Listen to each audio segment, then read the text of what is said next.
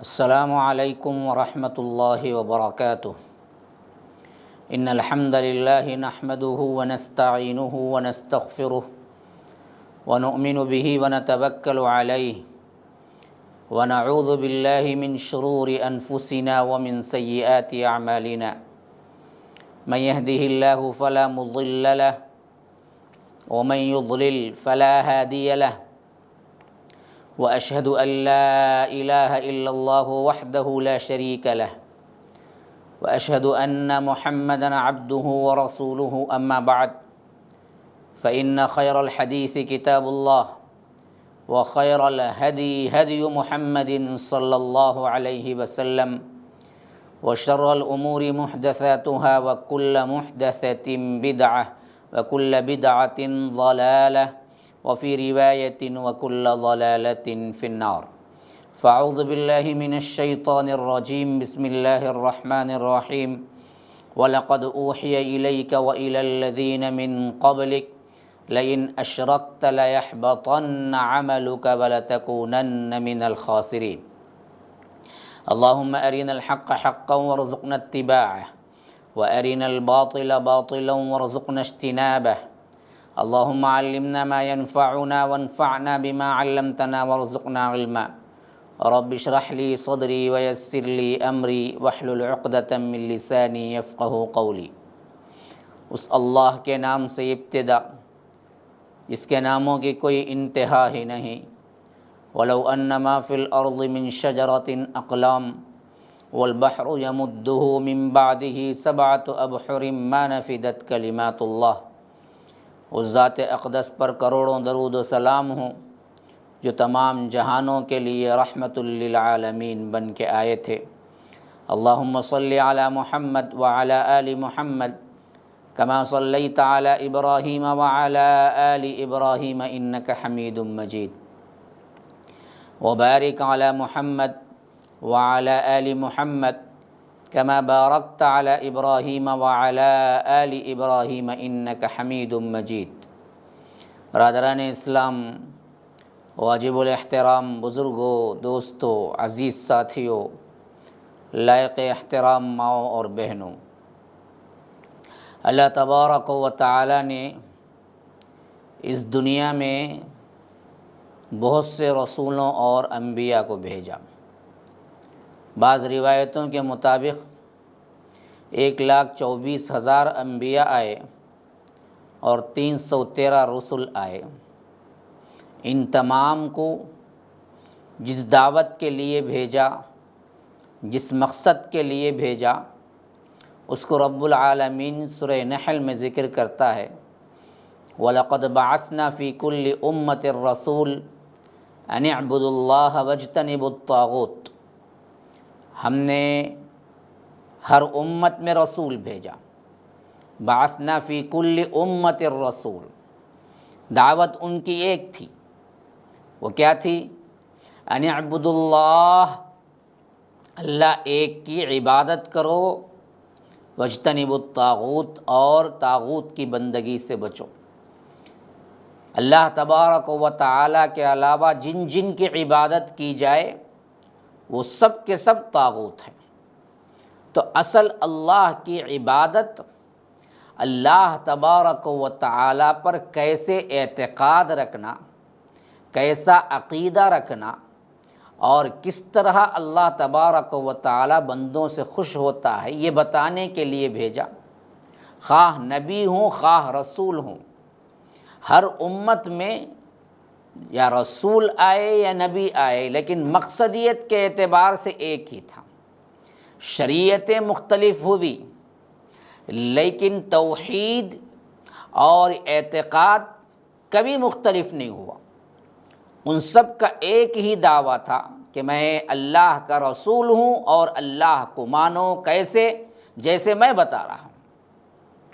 فاتقوا اللہ واطیعون، اللہ سے ڈرو اور میری اطاعت کرو۔ اللہ ایک کی عبادت کرو، جیسا کہ آپ کو معلوم ہے سورہ اعراف میں انبیاء کا ایک تسلسل قائم کیا گیا ہے۔ ہر نبی جو آتا ہے ان کے کلمات یہی ہیں، آپ اٹھا کے پڑھ لیجئے۔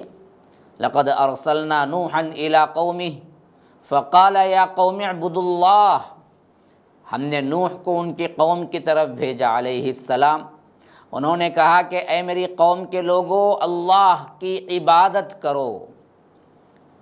اسی طرح اللہ تبارک و تعالیٰ کہتا ہے وَإِلَىٰ عَادٍ أَخَاهُمْ هُودًا قَالَ يَا قَوْمِ اعْبُدُوا اللَّهَ، ہود علیہ السلام کو عاد کی طرف بھیجا، انہوں نے اپنی قوم سے کہا کہ اے میری قوم کے لوگو اللہ ایک کی عبادت کرو۔ اللہ کی عبادت کیسے کی جائے، اللہ کے بارے میں کیسے ایمان رکھا جائے، یہی مقصدیت تھی تمام انبیاء کو مبعوث کرنے کی۔ اسی مقصد کو آج ہم نے کیا کیا، سب سے پھیچے ڈال دیا، جزئی چیزوں کو لے لیے، اصل عقیدے کے اس صحیح طور پر اصول و ضوابط کو بھول گئے جو کہ انبیاء لائے تھے۔ اس حیثیت سے آج ہمارے درمیان کئی بد عقیدگیاں پیدا ہو گئی۔ اللہ تبارک و تعالیٰ کو کیسے ماننا ہے ویسے نہیں مانتے ہیں، اس لیے رب العالمین فرماتا ہے وما قدر اللہ حق قدرہ، اللہ کو جیسے قدر کرنی چاہیے تھی ویسے نہیں کی۔ یہ بالکل بھی غلط ہے کہ اللہ کا لفظ ہی نہیں معلوم تھا، اللہ کو مانتے نہیں تھے۔ مشرکین مکہ بھی مانتے تھے، اس سے پہلے کے جتنے انبیاء کے امتیں تھے وہ بھی مانتے، کیسے ماننا ہے ویسے نہیں مانتی تھی۔ اسی وجہ سے کسی نبی نے یہ آ کے اپنی امت کو نہیں کہا کہ اللہ کو مانو، بلکہ اللہ ایک کی عبادت کرو۔ مانتے تھے ہو، جیسے ماننا ہے ویسے نہیں مانتے ہو، جیسے تمہارے باپ دادا تم کو کہہ گئے ہیں اس طرح مان لیتے ہو، انبیاء جیسے وحی کے ذریعے تمہیں بتا رہے ہیں اس طرح نہیں مانتے، وہیں سے جھگڑا پیدا ہوا۔ تو سب سے پہلی چیز جو انسان کو مسلمان ہونے کے بعد سیکھنی چاہیے وہ ہے عقیدہ۔ عقیدہ اس اعتقاد کو کہتے ہیں، اس مقصد کو کہتے ہیں، یا اس ذہنی طور پر جس پر وہ اعتماد کرتا ہے، اس اصول کو کہتے ہیں جس کے تحت وہ زندگی گزارتا ہے۔ اصل میں لفظ عقیدہ عقد سے نکلا ہے، اور عقد کا مطلب ہے کہ کسی شے کو دوسری شے کے ساتھ باندھنا، رسی وغیرہ سے کسی چیز کو باندھنے کو کیا ہے، عقد کہتے ہیں، گھاٹی۔ اور یہ لفظ قرآن میں استعمال ہوا ہے یہی معنی میں، مضبوطی کے معنی میں، عقدۃ النکاح، فرمایا نکاح کی گھاٹی، یعنی میاں بیوی نکاح کی حیثیت سے ایک بندھن میں بن جاتے ہیں۔ اسی طرح ہم کہتے ہیں فلاں کا عقیدہ اچھا نہیں ہے، فلاں کا عقیدہ اچھا ہے، فلاں کے عقیدے کو میں نے دیکھا بہت اچھا اعتماد رکھتا ہے۔ تو یہ چیز قلب کے لحاظ سے یوں کہہ لیجئے کہ قلبی عمل ہے، دل کا عمل عقیدہ ہے، جس حیثیت سے وہ مانتا ہے ویسی حیثیت سے وہ دراصل کام کرتا ہے۔ تو یہ عقیدہ گھاٹی کے معنی میں اس حیثیت سے ہے کہ کوئی چیز کو اگر آپ گھاٹی ڈال کے بند کر دیں گے پھر اس میں سے نہ کوئی چیز باہر نکلے گی نہ اندر جائے گی۔ ویسے ہی دل کے اندر صحیح عقیدے کو باندھ لیں تو یاد رکھیے پھر نہ عقیدہ بگڑے گا، نہ آپ کو لاکھ آزمائشیں اور لاکھ وہ چیزیں جو آپ کو کیا ہیں عقیدے کی بگاڑ کی طرف دعوت دیتی ہوں، آپ کا عقیدہ نہیں بگڑے گا۔ تو اس حیثیت سے عقیدے کا لفظ ہمیں یہ بات کی طرف رہنمائی کرتا ہے کہ یہ تصدیق اندر سے، دل کے اندر سے ایک چیز کو مان لینے کا نام عقیدہ ہے۔ یہ تو میں لغتاً یعنی عربی زبان کے اعتبار سے کچھ تشریحات کی ہیں، لیکن شرعاً کسے عقیدہ کہتے ہیں؟ عقیدے کا مطلب شرعی اعتبار سے کیا ہے؟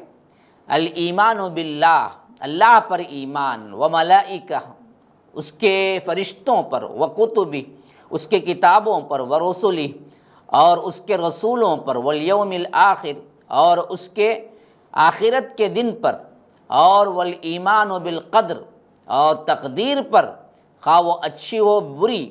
اس کا نام ہے ارکان الایمان، اس کو مضبوطی کے ساتھ دل میں بٹھا لینے کا نام ہے عقیدہ۔ اور عقیدہ پوری شریعت کو اگر ہم دیکھیں گے تو ہم دو طرح کی بڑی تقسیمات کر سکتے ہیں۔ ایک وہ ہیں جو کہ اعتقادات کے زمرے میں آتے ہیں، اور ایک وہ ہیں جو عملیات کے زمرے میں آتے ہیں، جن سے ہم ہاتھ پاؤں یا اعضاء و جوارح سے عمل کرتے ہیں، اور ایک وہ ہے جو دل میں ہم عقیدہ رکھتے ہیں کہ اللہ یوں، اللہ کا حکم ایسے، اللہ پر ایمان کا مطلب یوں۔ تو یاد رکھیے، اعتقادات کا تعلق عمل سے زیادہ اس کی ربوبیت، اس کی عبادت اور بقیہ ارکان الایمان پر پورے تصدیق کے ساتھ جازم اعتبار سے اپنے دل کے اندر یہ عقیدہ رکھنا ہے کہ اللہ تبارک و تعالی ہی خالق ہے، مالک ہے، ربوبیت کے لحاظ سے، الوہیت کے لحاظ سے اسی کے لیے صرف اور صرف عبادت ہے، سجدہ اسی کے لیے ہے، دعا اسی کے لیے ہے، اسی کے لیے رکوع ہے، اسی کے لیے قیام ہے، اسی کے لیے کیا ہے، اللہ تبارک و تعالی کی وحدانیت کے لیے ہی ہر ایک عبادت کی رسم ہے، خواہ وہ کیسی بھی ہو، سب کچھ اللہ تبارک و تعالی کے ساتھ خاص ہے، کسی اور کے لیے نہیں۔ یہ عبادات ہیں۔ عملی اعتبار سے یہ اگر عقیدہ مضبوط ہو گیا تو پھر تو کیا ہے، نماز ایک عمل ہے، زکوٰۃ ایک عمل ہے، روزہ ایک عمل ہے، اور دوسرے جتنے بھی ہیں وہ سب کے سب کیا ہیں، آپ کے لیے صحیح ہو گئے۔ عقیدے کی خرابی ہے اور آپ عبادات برابر کر رہے ہیں تو یاد رکھیے، عقیدے کی خرابی کی وجہ سے عبادات غارت ہو جائیں گی۔ عقیدہ ٹھیک ہے اور عبادتیں تھوڑی بہت ہیں، لیکن اللہ تبارک و تعالی قبول ضرور کرے گا۔ تو یاد رکھیے، عقیدۃ الصحیحہ، صحیح عقیدہ یہ اساس دین ہے، جس پر پورا دین قائم ہے، اور اعمال کا دار و مدار عقیدے پر ہے۔ عقیدے کے حساب سے ہی عمل قبول ہوگا، جیسا کہ سورہ کہف کی آخری آیت فرمایا کہ فمن کان یرجو لقاء ربہ، جس کسی کو کیا ہے، اپنے رب سے ملاقات کا یقین ہے، فلیعمل عملا صالحا، وہ عمل کرے صالح، صحیح عمل کرے، ولا یشرک بعبادت ربہ احدا، کہ وہ کوئی اللہ تبارک و تعالیٰ کے ساتھ کسی بھی شے کو، کسی بھی شخصیت کو شریک نہ کرے۔ شرک ایک ایسی چیز ہے جس کی وجہ سے تمام اعمال غارت ہو جاتے ہیں۔ اسی لیے اللہ تبارک و تعالیٰ نے سورہ زمر میں فرمایا وَلَقَدْ أُوحِيَ إِلَيْكَ وَإِلَى الَّذِينَ مِن قَبْلِكَ لَئِنْ أَشْرَكْتَ لَيَحْبَطَنَّ عَمَلُكَ وَلَتَكُونَنَّ مِنَ الْخَاسِرِينَ۔ اللہ کے رسول صلی اللہ علیہ وسلم آپ سے پہلے جتنے آئے تھے ان کی طرف بھی اور آپ کو بھی ہم نے وحی یہی کی ہے کہ اگر لئن اشرکت، اللہ اکبر، ذرا صیغہ دیکھیے، رب العالمین ڈائریکٹ خطاب اللہ کے رسول صلی اللہ علیہ وسلم سے کر رہا ہے، آپ بھی اگر شرک کریں گے، حاشیے دماغ میں بھی نہیں آ سکتا، یہ امت کو دراصل ڈرانا ہے، تنبیہ کرنا ہے۔ لئن اشرکت لیحبطن عملک ولتکونن من الخاسرین، کہ اللہ تبارک و تعالیٰ تمہارے عمل کو غارت کر دے گا اور ضرور بالضرور خسارہ اٹھانے والوں میں سے ہو جائیں گے۔ اور اسی طرح فرمایا سورہ زمر ہی کے اندر فَاعْبُدُوا اللَّهَ مُخْلِصًا لَهُ الدِّينَ أَلَا لِلَّهِ الدِّينُ الْخَالِصُ، کہ اللہ کے لیے خالص کرتے ہوئے دین کو، اللہ کے لیے خالص کرتے ہوئے دین کو اپناؤ، پکارو، اس پکار میں کسی اور کو شریک نہ کرو، آگاہ ہو جاؤ، الا للہ الدین الخالص، صرف اور صرف اللہ کے لیے دین خالص ہے، اس اعتقاد میں کوئی اور شریک نہیں ہوگا۔ اور اسی طرح یاد رکھیے، کوئی عمل قبول نہیں ہے اگر اس کے اندر شرک آ گیا، اور تمام تر اعمال کتنے ہی کمزور کیوں نہ ہو، اگر اس کے اندر دراصل انسان کو توحید مل گئی تو وہ عمل ایک نہ ایک دن اس کو جنت لے جائے گا۔ اسی کے لیے انبیاء کو بھیجا، جیسا کہ میں نے کہا سورہ نحل آیت نمبر 36 میں فرمایا وَلَقَدْ بَعَثْنَا فِي كُلِّ أُمَّةٍ الرَّسُولَ أَنِ اعْبُدُوا اللَّهَ وَاجْتَنِبُوا الطَّاغُوتَ، کہ ہم نے ہر امت میں جو رسول بھیجا اس کا ایک ہی دعویٰ تھا، ایک ہی طرف دعوت تھی کہ اللہ ایک کی عبادت کرو، اللہ کو مانو نہیں، عبادت میں کسی کو شریک نہ کرو، سجدہ کسی کے لیے نہیں، قومہ کسی کے لیے نہیں، قیام کسی کے لیے نہیں، رکوع کسی کے لیے نہیں، ڈر کسی کے لیے نہیں، خوف کسی کے لیے نہیں، غائبانہ طور پر یہ کسی کے لیے نہیں، خواہ وہ جھنڈے کے لیے ہو، بنڈے کے لیے ہو، ولیوں کے لیے ہو یا فلاں کے لیے، حتیٰ کہ انبیاء کے لیے بھی جائز نہیں ہے۔ یہ صرف بتوں کے لیے جائز نہیں ہے کا معاملہ نہیں ہے، انبیاء کے لیے بھی جائز نہیں ہے، انسانوں کے لیے بھی جائز نہیں، ولیوں کے لیے بھی جائز نہیں ہے۔ اور اسی وجہ سے ہر قوم جب انبیاء بلائے تو انہوں نے اسی کی طرف دعوت دی، اعبدوا اللہ ما لکم من الہ غیرہ، اللہ ایک کی عبادت کی طرف آؤ۔ سورہ اعراف آیت نمبر 59، 65، 73، 85، جہاں پر حضرت نوح، ہود، صالح، شعیب تمام انبیاء کا ذکر کر کے اللہ تبارک و تعالیٰ کہہ رہا ہے کہ ان سب نے جو بلایا وہ اللہ ایک کی عبادت کی طرف بلایا۔ اللہ تبارک و تعالیٰ نے اصل مقصد ہی اسی وجہ سے انبیاء کو بھیجا۔ اور اسی طرح اللہ کے رسول صلی اللہ علیہ وسلم نے مکے کے اندر 13 سال جو دعوت دیے وہ دعوت توحید تھی، کوئی دوسرا حکم نازل نہیں ہوا، صرف توحید کی دعوت اور اصلاح عقیدے کا کام ہوا، کیونکہ یہی دراصل دین کی بنیاد ہے، اور یہیں سے اللہ کے رسول صلی اللہ علیہ وسلم نے دعوت شروع کی۔ اب اس معاملے میں عقیدے میں اپنی منمانی اور اپنی رائے چلتی نہیں ہے، کیسے ماننا ہے جیسے رسول نے بتا دیا بس مسئلہ ختم، ہماری عقل میں یہ بات سمجھ نہیں آتی، ہماری رائے کے مطابق ایسا بھی تو ہو سکتا ہے، یہ عقیدے میں نہیں ہو سکتا۔ کیوں؟ عقیدہ اصل میں اللہ کی طرف سے ہوتا ہے، اس میں کوئی رد و بدل نہیں ہو سکتا، کوئی رائے، کوئی اجتہاد، کوئی چیز نہیں ہو سکتی۔ ان سب سے مبرہ اللہ تبارک و تعالی نے نبی کو جو عقیدہ دیا، نبی نے امت کو جو عقیدہ دیا، اسی عقیدے پر کامزن ہونا اور اسی عقیدے پر اپنی زندگی کو گزارنا، یہی دراصل دخول جنت کا سبب ہے، یہی کامیابی کا راز ہے، یہی دنیا میں بھی آخرت میں بھی فلاح و کامرانی ہے۔ اس کے علاوہ اگر آپ کسی بھی بڑے سے بڑے عالم اور مفتی اور صوفی کا عقیدہ لے آئیں، فلاں یہ تھے، فلاں وہ تھے، فلاں کیا ہے، اتنے بڑے علامۃ الدہر تھے، کسی کا عقیدہ رب العالمین کے پاس قابل قبول نہیں ہے۔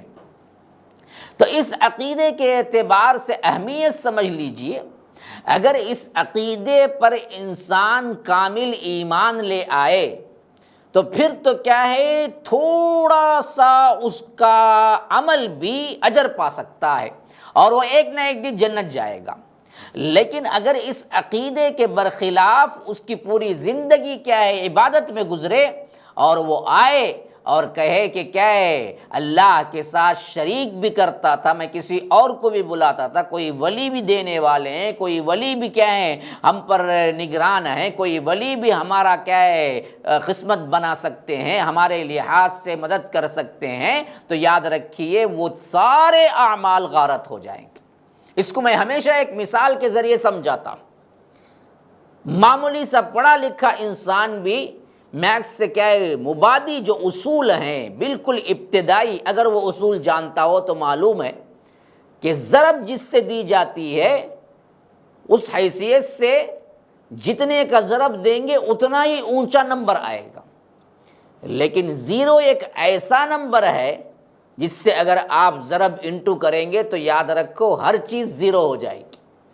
آپ مثلاً دیکھیے 1 انٹو 0 0 ہوگا، 100 انٹو 0 0 ہوگا، 1000 انٹو 0 0 ہی ہوگا، 10,000 انٹو 0 0 ہی ہوگا، لاکھ انٹو 0 0 ہی ہوگا، 10 लाख इंटू ज़ीरो ज़ीरो होगा, 10 करोड़ इंटू ज़ीरो ज़ीरो ही होगा। 10 करोड़ एक तरफ है लेकिन ज़ीरो एक तरफ है, मल्टीप्लिकेशन ज़ीरो। वो ज़ीरो ही असल में क्या है? शिर्क है, जो तमाम आमाल को गारत कर देता है, तमाम आमाल को। अब यही एक ज़ीरो हटा दीजिए, वहाँ एक लगा दीजिए। अब इसी को इंटू करके देखें, बड़ा आसान तरीके से समझा रहा हूँ तौहीद और शिर्क।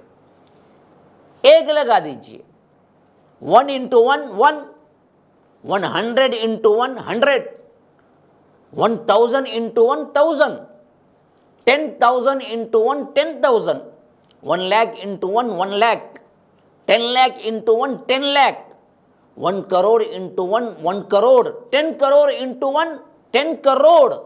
ये 1 है ना, यही तौहीद है, यही तौहीद है। तौहीद आ जाए, ये अमल जो तुम हज़ारों करोड़ों के कर रहे हो, ये एक मिल गया तो उससे मल्टीप्लाई करो, 10 लाख इंटू 1 10 लाख, 10 करोड़ अमल है, 10 करोड़ अमल। इधर तौहीद भी है, इंटू 1 10 करोड़, लेकिन 10 करोड़ अमल है और इधर ज़ीरो है, 10 करोड़ इंटू ज़ीरो ज़ीरो, सब ख़त्म, पूरा का पूरा ख़त्म। तो तौहीद असल ये एक है, तौहीद को कायम करना, तौहीद को समझना। तौहीद को समझने का नाम एतक़ाद है, तौहीद को समझने के चैप्टर का अकीदा अक़ीदा है। इस अक़ीदे को जब तक न समझेंगे, यही अक़ीदा सिखाने के लिए, इसी तौहीद को सिखाने के लिए अंबिया कराम को अल्लाह तबारक व तआला ने मुसलसल मबऊस किया, यहाँ तक कि अल्लाह के रसूल सल्लल्लाहु अलैहि वसल्लम को भेज दिया। अब इसके बाद जो सहाबा ने जिस अक़ीदे पर अपनी ज़िंदगी गुजारी, उसी अक़ीदे को अल्लाह तबारक व तआला ने नजात का ज़रिया बना दिया और उसका नाम ही फ़िरक़ा नाजिया रखा। यही वो जमाअत है जो नजात पाने वाली जमाअत है।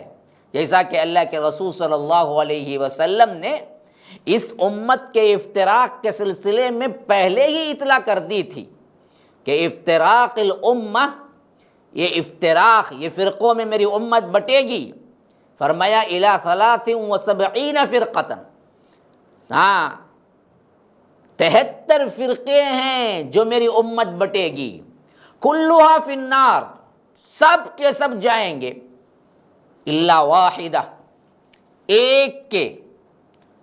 तो लम्मा सुइला अन हादिहिल वाहिदा, सहाबा ने पूछा ये वाहिदा एक कौन है अल्लाह के रसूल सल्लल्लाहु अलैहि वसल्लम? तो अल्लाह के रसूल सल्लल्लाहु अलैहि वसल्लम ने फरमाया वो कौन सा है ग्रोह? हिया मन काना अला मिस्लि मा अना अलैहिल यौम व अस्हाबी।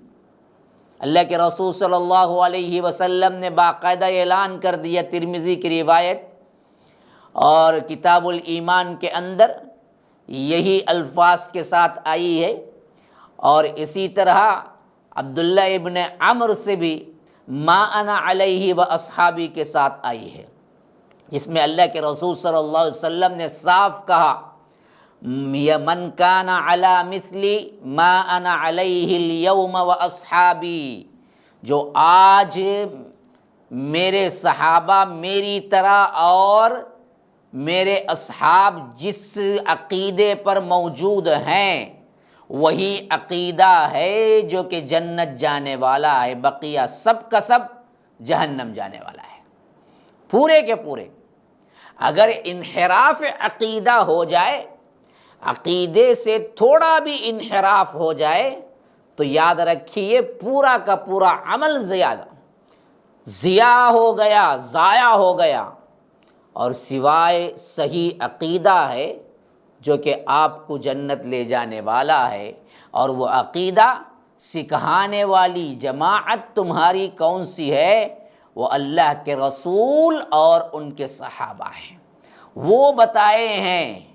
उसी अक़ीदे पर हो तो ये अक़ीदा आपके लिए नजात का सबब है। अगर इस पर न हो तो याद रखो फिर ये अक़ीदा آپ کے لیے باعث نجات نہیں ہے۔ یاد رکھو ایک زمانہ آئے گا، یہ بھی اللہ کے رسول صلی اللہ علیہ وسلم نے فرمایا کہ اس عقیدے سے انحراف کیا جائے گا، حتیٰ کہ باطل کو حق کا نام دیا جائے گا اور حق کو باطل کا نام دیا جائے گا۔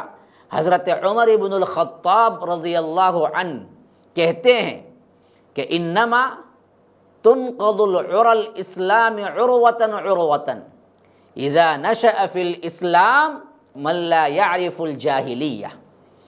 کتنی بہترین بات کہی ہے کہ یہ اسلام بھی آہستہ آہستہ آہستہ کم ہوتا جائے گا۔ ہاں، یہ مت سمجھیے کہ اللہ کے رسول نے تو عقیدہ سکھا دیا، صحابہ نے سیکھ لیا، اس کے بعد کی نسلیں امتیں سیکھتی آ رہی، ہم تو اللہ کو مانتے ہیں نا مولانا، آپ یہ کیوں پڑھانا شروع کر دیے پھر عقیدہ؟ کہ جو جاہلیت کو نہیں پہچانتا ہے، جو جاہلیت کیا ہے یہ نہیں معلوم ہے، عقیدے کا بگاڑ کیا ہے یہ نہیں معلوم ہے، تب جا کے یہ مسئلہ پیش آئے گا کہ حق کو باطل، باطل کو حق جان لے گا۔ آج لوگ اسی کو کیا لے کے دلائل بنا رہے ہیں کہ عقیدے کی غلطیاں عام ہیں، جگہ جگہ درگاہوں پر بھیڑ ہے، اللہ کے علاوہ دینے والے دوسرے، اللہ کے علاوہ مانگنے کے لیے لوگ آگے آ رہے ہیں، اور عقیدہ ان کا یہ ہے کہ فلاں دیں گے، عبد القادر جیلانی دیں گے، غوث پاک دیں گے، مولا علی دیں گے، حسنین دیں گے، فلاں دیں گے، ان کو یہ طاقت اللہ نے دے دی، ان کو یہ طاقت اللہ نے دے دی، یہاں بچہ پیدا ہوتا ہے، یہاں جا کے مانگنے سے ہماری مصیبت ٹل جاتی ہے۔ یہ بالکل شرکیہ عقیدہ ہے، جس کو اگر ہم بتاتے ہیں کہ یہی وہ چیز ہے جس کو مٹانے کے لیے اللہ کے رسول صلی اللہ علیہ وسلم آئے تھے، تو کیونکہ جاہلیت کیا تھی وہ نہیں جانتے، تو اسی کو اسلام سمجھ بیٹھے اور ہم سے کہتے ہیں کہ تم تو نئی بات کہہ رہے ہو، ہم تو اپنے باپ دادا کو اسی پر پایا۔ یہی بات رب العالمین قرآن میں نقل کرتا ہے مشرکین مکہ کی طرف سے، وَإِذَا قِيلَ لَهُمُ اتَّبِعُوا مَا أَنزَلَ اللَّهُ قَالُوا بَلْ نَتَّبِعُ مَا أَلْفَيْنَا عَلَيْهِ آبَاءَنَا، کہ جب ان کو روکا جاتا ہے کہ یہ دراصل تم جس چیز کی پیروی کر رہے ہو یہ اللہ کی طرف سے نازل نہیں ہوئی ہے، لَهُمُ اتَّبِعُوا مَا أَنزَلَ اللَّهُ، اللہ کی طرف سے جو نازل ہوئی ہے صرف اس کی پیروی کرو۔ وہ کہتے ہیں کہ نا نا نا، ہم تو اپنے باپ دادا کی پیروی کریں گے۔ کیا وہ گمراہ تھے؟ کیا وہ غلط تھے؟ کیا ان کو معلوم نہیں تھا؟ کیا ان کو ہم دیوانے کہہ سکتے ہیں؟ کیا یہی وہ باتیں تھیں جس کی وجہ سے مشرکین مکہ نے بھی اللہ کے رسول صلی اللہ علیہ وسلم کے بتائے ہوئے عقیدے کو جلد نہیں مانا، عرصہ لگا، حالانکہ باہر کے لوگ بہت جلد سمجھ گئے۔ تو یاد رکھیے اصل مسئلہ یہی ہے کہ عقیدے کا بگاڑ جب ہوتا ہے تو انسان کو اس کی معرفت نہیں ہوتی، جاہلیت معلوم ہونا جی، تب وہ عقیدہ صحیح کیا ہے غلط کیا ہے سمجھے گا۔ انسان کو معلوم ہی نہیں ہے، علم ہی نہیں ہے، تو کیسے وہ ازداد کو جس کو دن معلوم ہے، رات معلوم ہی نہیں تو دن کی اہمیت کیسے معلوم ہوگی؟ جس کو رات معلوم ہے لیکن دن معلوم ہی نہیں ہے تو پھر تو دن کی اہمیت کہاں گئی؟ تو اصل میں برائی کیا ہے اچھائی کیا ہے، دونوں جاننے سے اصل میں کیا ہے اچھائی کیا ہے یہ معلوم ہو سکتی ہے۔ ایک بندے کو اچھائی کیا ہے معلوم ہی نہیں ہے، برائی کیا ہے معلوم ہی نہیں ہے، اس کو کیا اچھائی اور برائی کی تمیز ہوگی؟ تو عقیدے سے انحراف کرتے ہوئے ہم آج ڈنکے کی چوٹ پہ اپنے آپ کو مسلمان کہتے ہیں اور سمجھتے ہیں کہ ہم نے تو کیا کیا جی، ہم کوئی غلطی نہیں کیے، ولیوں کو کیا ہے تعظیم دی، تعظیم دینے کا کون سا طریقہ کہاں تک حد ہے اور کون سی چیز کیا ہے عقیدے کو بگاڑ دیتی ہے، یہ دراصل آپ کو معلوم نہیں ہے۔ اسی وجہ سے حضرت عمر نے کہا کہ جب انسان جاہلیت کو بھول جائے گا، کون سی چیز باطل اور شرک ہے یہ بھول جائے گا، تو اس وقت ہی یہ مسئلہ ہوگا کہ آہستہ آہستہ اسلام کم ہوتا چلا جائے گا۔ اچھا، اس کے وجوہات کیا ہیں؟ آج ہر طرف یہ شرک کیوں پھیلا ہوا ہے؟ مساجد اتنے گن نہیں سکتے، درگاہیں اتنی آ گئی ہیں، اور مساجد میں لوگ کم ہیں، درگاہوں میں زیادہ ہیں، اور لوگ اسی کو اسلام سمجھے بیٹھے ہیں۔ یہ کیسے ہوا؟ اس کے لیے کئی اسباب ہیں، جس میں سر فہرست پہلا سبب یہ ہے کہ کیا ہے، ہم نے عقیدے کو بھلا دیا اور علم کو حاصل کرنا چھوڑ دیا۔ ہم منمانی طریقے سے کیا ہے، لوگوں کے باتوں پہ آتے گئے اور اندھا دھن اپنے علماء سو پر تکیہ کر کے بیٹھ گئے۔ تو پیٹ بھرو مولوی اور جیب بھرو پیر ہے نا، انہوں نے کیا کیا، عوام کو دھوکہ دیا، اور عوام بھی تحقیق اور اس راہ میں تکلیفیں اٹھانا، اس راہ میں آگے بڑھنا، اس راہ میں چھان بین کرنا چھوڑ دیا۔ دنیا کی اہمیت تو اتنی ہے کہ اگر کیا ہے 2 روپیے کا فرق ہوتا ہے ایک چیز میں 2 دکانوں میں، تو 10 دکان پھر کے دیکھتا ہے کہ اور کم کہاں ہوگا، پھر اس کے بعد اس کو خریدتا ہے۔ لیکن دین ہمارے لیے اتنا سستا ہے کہ جو جیسے جو چاہے بولے اس کو قبول کر لیتا ہے، کبھی اس کو قرآن و سنت پہ پرکھتا نہیں ہے کہ یہ جو کہہ رہا ہے یہ واقعتاً صحیح بات ہے یا نہیں۔ جبکہ دنیا کا انحصار آپ کو بہت سے بہت زیادہ نقصان اگر ہو سکتا ہے تو آپ مر جائیں گے، اس کے علاوہ اس سے بڑا کوئی نقصان نہیں ہوگا، لیکن آخرت کا نقصان جہاں موت ہی نہیں ہے تو کیا کرو گے، ہمیشہ ہمیشہ ہمیشہ کے لیے عذاب سہنا ہے، اس کے لیے تیار ہو۔ اللہ تبارک و تعالی ہمیں سمجھ کی توفیق عطا فرمائے۔ اللہ تبارک و تعالی ہمیں عقیدہ سیکھ کر عمل کرنے کی توفیق عطا فرمائے۔ باطل اعتقادات سے، شرک سے اللہ تبارک و تعالی ہم کو محفوظ رکھے۔ انشاءاللہ آپ اس لائیو ٹی وی کو دیکھتے رہیے، سبسکرائب کیجئے، جہاں تک ہو سکے اس کی آواز کو پہنچائیے، اور جہاں تک ہو سکے ہمارے اس دعوت کو پہنچانے میں ہمارے ساتھ تعاون کیجئے۔ انشاءاللہ اگلی ایپیسوڈ میں اس کے اور دوسرے خلاصے لے کے آؤں گا۔ تب تک کے لیے اجازت دیجیے، وآخر دعوانا ان الحمدللہ رب العالمین۔ اسأل اللہ لی ولکم ولسائر المسلمین من کل ذنب فاستغفروہ انہ هو الغفور الرحیم۔ السلام علیکم ورحمۃ اللہ وبرکاتہ۔